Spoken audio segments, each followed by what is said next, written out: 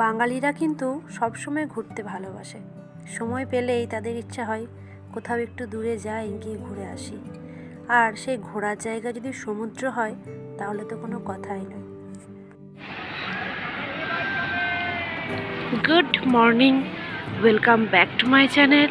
আশা করি আপনারা সবাই খুব ভালো আছেন, আমিও খুব ভালো আছি। সকাল সকাল একটা সুন্দর সকাল আমি আপনাদেরকে দিলাম আজ।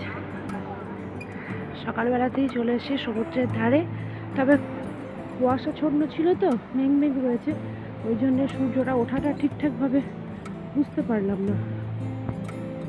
এই দেখুন, সূর্য এখন আপাতত উঠে গেছে। হঠাৎ করে কোনো জায়গায় ঘুরতে গেলে বেশ ভালোই লাগে, আর সেটা যদি আবার সমুদ্র হয়, দীঘা হোক বা পুরী, সমুদ্র হলেই কিন্তু হবে।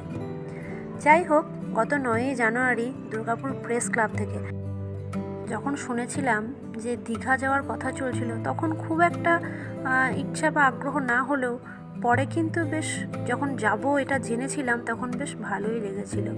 তবে মনে মনে একটা চিন্তা ছিল যে সবাই তো অচেনা, কিন্তু চেনা হবে কিভাবে। এত সব কিছু চিন্তাভাবনা করতে করতে দিনটাও চলে এলো।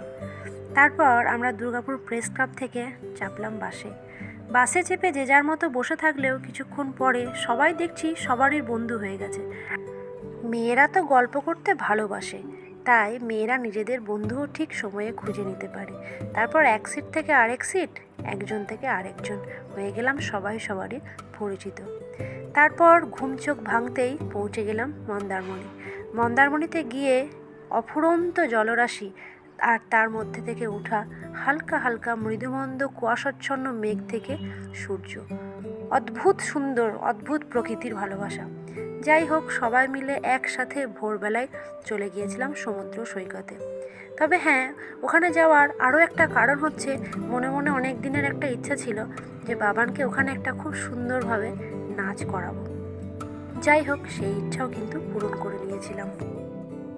ভালো লাগার মতো জিনিস হলে সবাই কিন্তু ভালোবাসতে পারে। বাবানকে দেখুন, এত ভোরবেলায় এত ঠান্ডায় ঘুম থেকে স্কুল যাওয়ার সময় ওঠানো যায় না, কিন্তু সেই মেয়ে নিজের ইচ্ছায় উঠে চলে গেছে সমুদ্রে।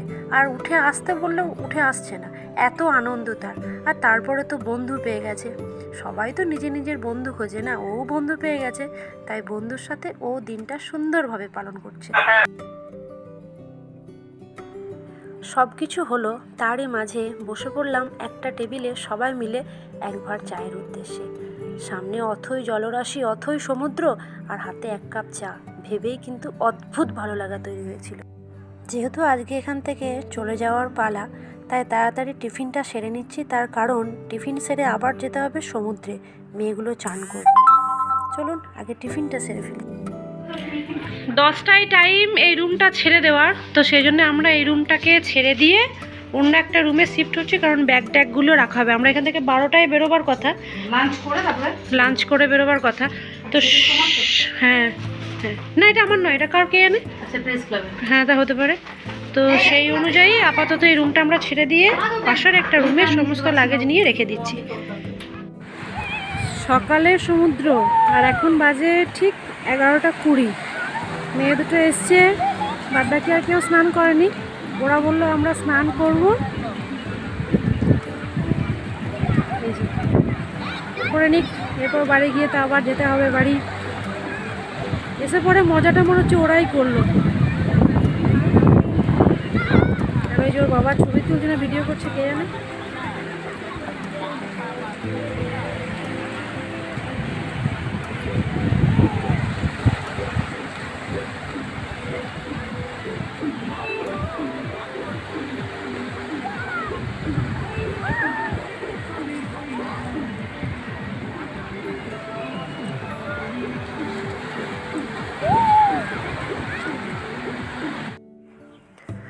খাওয়া দাওয়া কমপ্লিট করে সমস্ত লাগেজ গুছিয়ে এখন যাচ্ছি আমরা যে বাসটায় আমরা এসেছিলাম সেই উদ্দেশ্যে। সবাই মোটামুটি মনে দুঃখ নিয়েই বাড়ি যাচ্ছে, কেন এই 1 দিন বা 1.5 দিনে মোটামুটি সবাই সবারই বন্ধু হয়ে গেছিলাম। আর এই অল্প কিছুক্ষণ সময় বেশ আনন্দে বেশ ভালোবাসায় কেটেছে। তো যাই হোক, চেষ্টা করব বা আমি বলবো দুর্গাপুর প্লেস ক্লাবকে যেন প্রত্যেক বছর এরকম একটা পিকনিকের আয়োজন করে, যাতে আমরা সবাই আবার একসাথে একত্রিত হতে পারি। চলুন। খাওয়া দাওয়া অনেকক্ষণ কমপ্লিট হয়ে গেছে। কমপ্লিট করে একটু রেস্ট নিচ্ছিলাম। খাওয়ার সময় ঠিকঠাক ভিডিওটা, বাস দাঁড়িয়ে আছে, অর্ধেক প্যাসেঞ্জার উঠে গেছে যে যার জায়গায়, নাকি না কিভাবে বসেছে গো? মোটামুটি উঠে গেছে আর মালপত্র তোলা হচ্ছে। হ্যাঁ, লাগেজ এক ভ্যান লাগেজ। অফুরন্ত স্মৃতি, অফুরন্ত ভালোবাসা আর এই সমুদ্রে কাটানো কিছুক্ষণ সময় সব কিছু মনে নিয়ে এখনকার মতো চললাম আমরা। আবার নিশ্চয়ই আসবো, সবাই মিলে একসাথে আসবো। চলুন ভিডিওটা তাহলে এখানেই শেষ করি। আপনারা সবাই খুব ভালো থাকবেন, সুস্থ থাকবেন, নিজেদের শরীরের খেয়াল রাখবেন। আর ভিডিওটা ভালো লাগলে অবশ্যই একটা লাইক করবেন। যদি ইউটিউব থেকে দেখছেন অবশ্যই চ্যানেলটি সাবস্ক্রাইব করে পাশে থাকা বেল আইকনটি প্রেস করে রাখবেন।